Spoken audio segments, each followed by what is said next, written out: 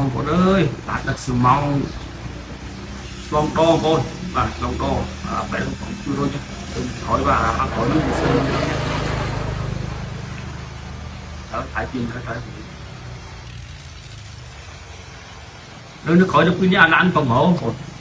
lúc trăng đâu thì không chịu thôi nếu chứ nó đã sầm mong học tao nữa đưa họ cho sầm mong học tao nữa không về đâu về không có ở thành khang